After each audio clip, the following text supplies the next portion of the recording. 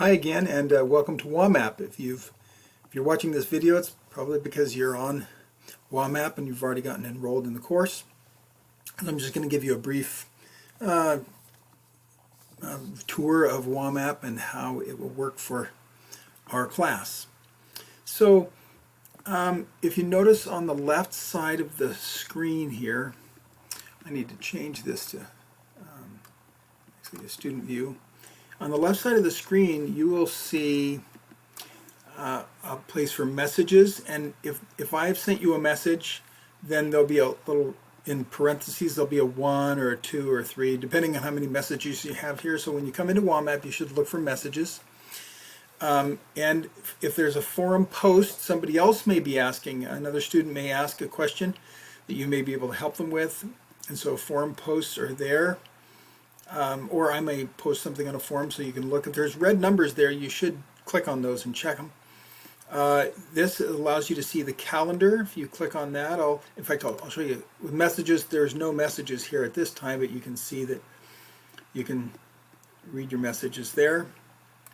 And the calendar shows the assignments. So this is the what shows on the calendar for the first week of the class. You can see all of the green and the orange highlighted things, and we'll get back to that.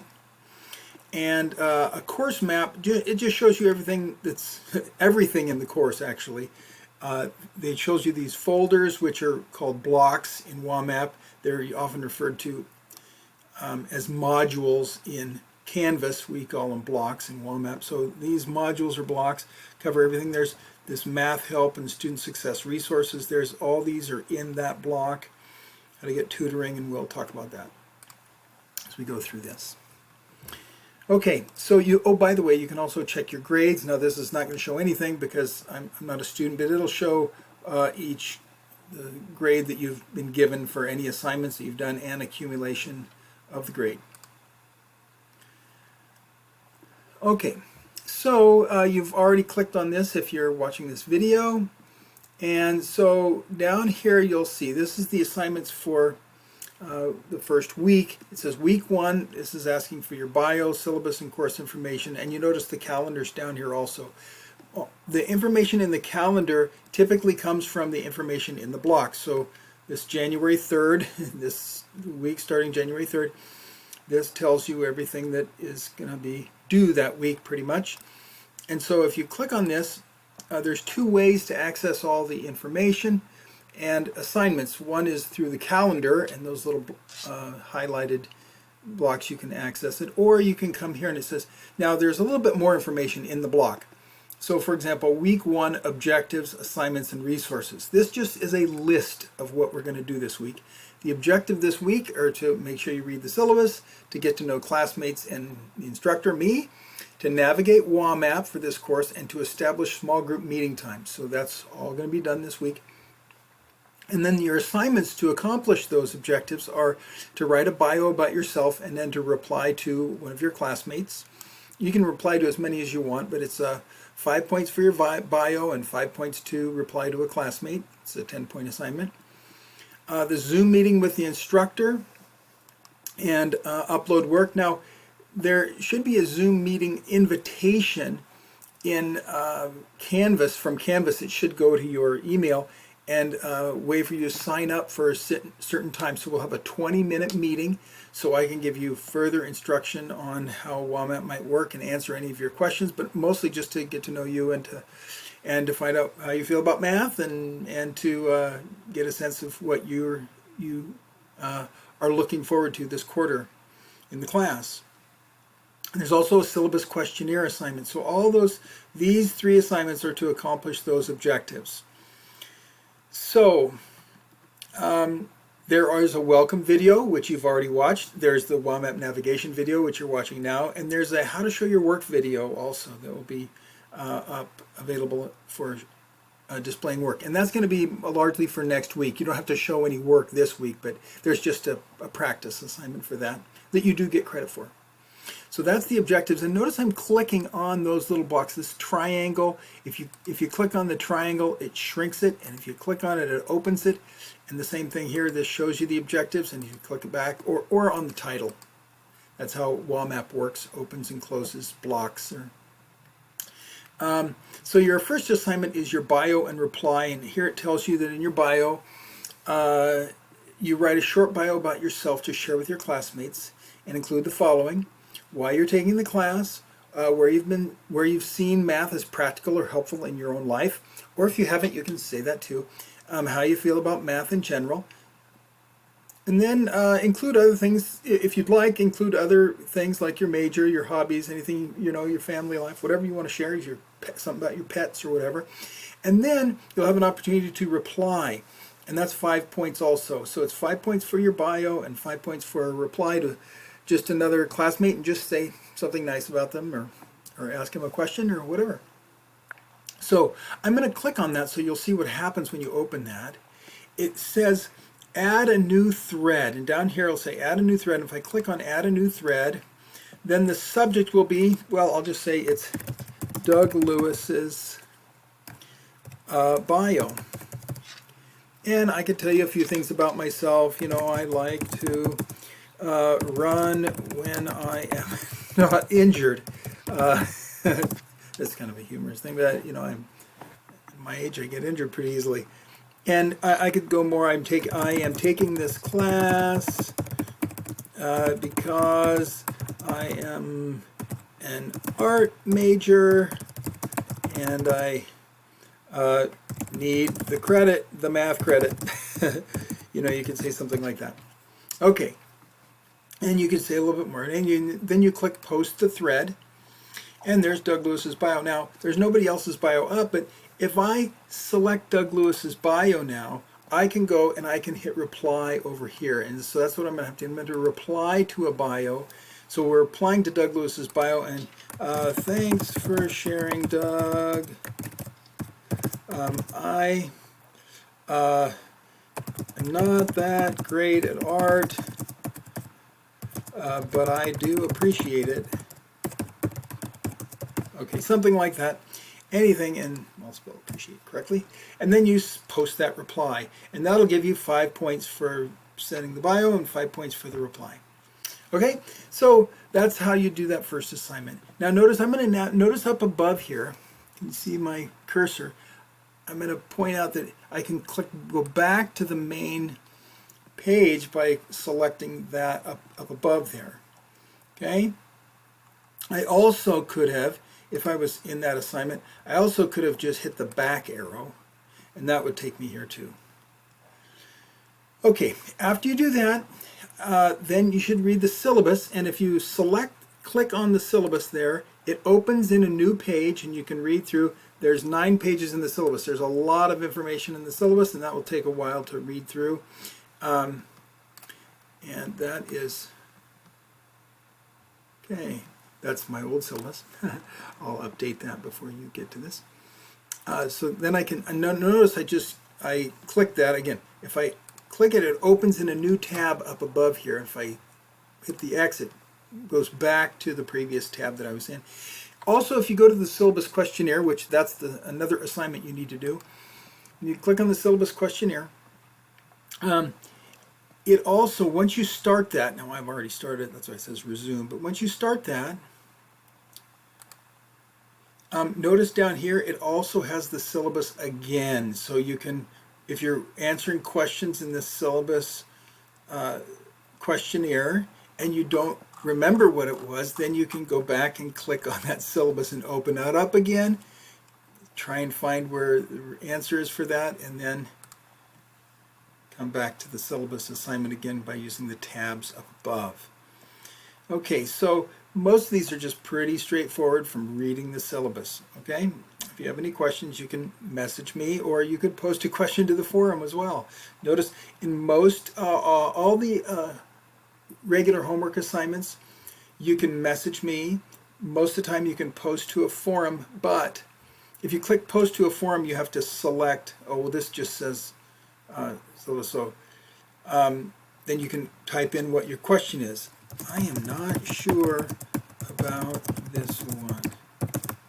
Does anyone know what to do here? Something like that. And that could be in any homework assignment. Now that's not available and then it shows that it's about, that's a general forum, and if you go back, now other people will get a little indication that there's a forum post there. There'll be a 1 over in that corner. But so when you're doing that syllabus questionnaire and when you're doing any assignment, you'll have a message the instructor option and a post to the forum option. Now that's not the case on quizzes or tests. There are no help buttons on quizzes or tests. Okay? So let's go back. Let's say you finished that. And by the way, when you're done, you submit each question. On quizzes, however, you don't hit a submit button until the very end of the quiz. Because quizzes, as you'll see, I'll show you, they have a work upload, and I'll show you what that looks like in just a minute here. So let's go back to the main menu by clicking right here. Also, we have, that's the first 2 assignments, is the bio and reply, then the syllabus questionnaire, and lastly, there's the small group availability and work upload practice. Many of our assignments, several assignments weekly will have small group activity, a small group portion of it. So, I'm sorry, I'm going to go back and show you something. Notice that it says late pass allowed. So if you'll get 20 late passes for the quarter. If you can't get it done in time, you can click LP and it'll extend the time by 24 hours, and you can do that usually for a couple times, a couple different, and you can do that if you've missed the assignment, something came up, you can still go back and hit late pass, and it should give you 24 hours from wherever you do that to complete the assignment. You're limited on quizzes on how long after the quiz. You only get a couple days after the quiz to do that. Unless there's some special circumstances, you can talk to me and I can change that for individuals. But anyway, let's go to that small group availability quiz. I'm going to go, notice there's an add work button. We'll talk about that. Now, okay. So here the first one is about telling me when you could meet in a small group, and you can pick any of these days. Monday you can put in whatever, you can say 6 to 9 p.m., something like that on Mondays. Tuesdays you can't do it, you just leave it blank. Wednesdays I can do 6 to 9 p.m. again. On Thursdays I can do 8 to noon, something like that. Fridays no, Saturdays no. Sundays I can, let's say I can do 2 to 5 on Sundays. You don't have to write PM, it's pretty obvious it wouldn't be AM, but I'll just say PM. Or if none of those work, you can just say I cannot regularly meet in a small group because, and then explain my schedule's crazy, I can never do it, or and we'll work something out. We'll try and get people who have a difficult time getting a small group, we'll try and get you some other way. We'll do a forum group possibly, so you may not have to meet in a Zoom meeting, but this is for having a regular meeting that I can come in and join you and answer questions for the group. Okay, so the last thing for this is, notice it says add work here. You don't need to add any work on a question like this, but I just put in a question, that question 2 here. Find the new balance after 4 years for an investment of $5,000 at 5% APR compounded monthly. It says round your answer to the nearest cent. So everyone's going to have this question, and I'm going to, I'll give you the answer right now. So I'm not sure if you already know how to do that, but on the calculator, I know the formula for that, and so I'm gonna put that in my calculator. It's, you put in a 5,000, and then you put parentheses 1 plus 0.05. I've got it all written down here. I'll show you what's in my calculator. Maybe you can see that. And there's the answer, $6,104 and probably 48 cents. So that would be the answer, 6104.48. And that's correct. But in quizzes and tests, now you don't have to do this for regular homework, but quizzes and tests and some written assignments, you'll have an opportunity to add work. And if we click that add work, notice it gives me, I've already added the work actually. I'll erase it now so you can see. But I could type in what I just wrote. I could just type in what I did, 5,000, and then times 1 plus 0.05 divided by 12. And then you put the caret, that little hat means to the power, or there's a key here that you can click and say superscript. And that's going to be 12, and then instead of a time sign we use the asterisk, 12 times 4 because it's 4 years. And then I can, now I have to click that again to get out of the superscript. And then hit maybe equals, and then the 6104.48. 4, I'll just say 47677, whatever, I don't have to do that. 6104.4767, whatever it might be. Now, so that would be good enough, but on some problems you may have quite a bit to write, and it's not all that easy. And by the way, if you had done something incorrectly on this and you got the right answer and you just might, maybe I'll show you what's an error. If you had done the caret and then just hit 12 times asterisk 4, that would actually be incorrect because the 12 times 4 is actually supposed to be in parentheses. But if you showed your work and I know what you were trying to get at, I'll give you full credit. If you've made an error clearly and your answer isn't correct, well then I can go back and find out where you made your mistake. But most of your points are coming from you showing your work. That answer of 610448 is not going to give you full credit on a quiz. You can get some points for getting the right answer, but most of your points are from showing me your work. So another way you can show your work is I could do my work on a piece of paper like this. I could write all that down on a piece of paper. I'll just do it on a really small one here.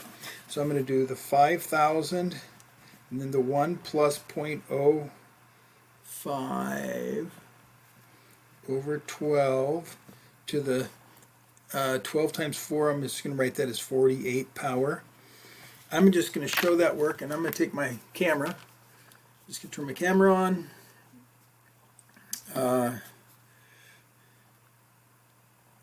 Take a picture of it real quick. I'm going to send that picture. Now if I'm on my phone I don't have to send it, but I'm on a computer here. So I'm going to take and send that picture to my computer. I'm going to send it through Outlook. And it's going to ask me if I want to reduce the image size, and I'm definitely going to say yes. You always reduce image sizes if you're sending work like this. Reduce the image size. And I'll put in my email address there, D. Lewis. And the subject, I'm just going to call the subject work. You can say math work or whatever.